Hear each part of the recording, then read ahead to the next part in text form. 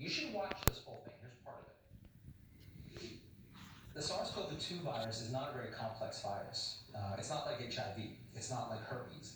It doesn't permanently integrate itself into our genome, into our DNA.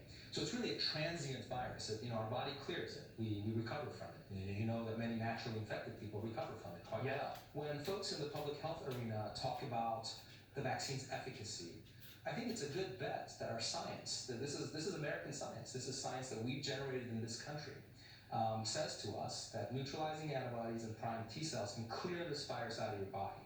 Now the question is, have we done enough to make sure it's safe in everyone? Are there categories and subsets of people in whom this vaccine may actually pose some sort of a risk?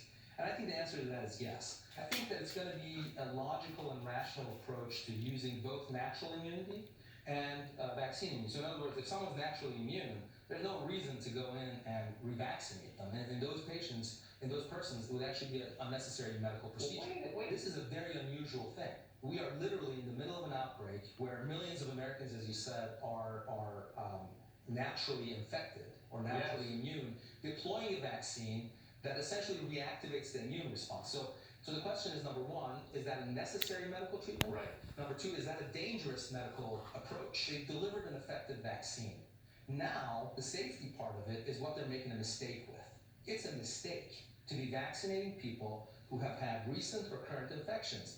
And that's where the public comes in. The public in America, the everyday Americans, I think are far smarter than experts are giving them credit. Conduct of a physician in America is bound by the Code of Medical Ethics. The Code of Medical Ethics has 4 pillars in America, okay? One is beneficence, which means you have beneficent intent. Right. One is non-maleficence. You don't have any sort of maleficent intent towards the patient. One is justice, okay, which you're doing justice to your patient and to the greater whole. And one is the concept of autonomy, patient autonomy. You can't do anything to people by force. You can't mandate someone to get a medical treatment that's either unnecessary or is against their will.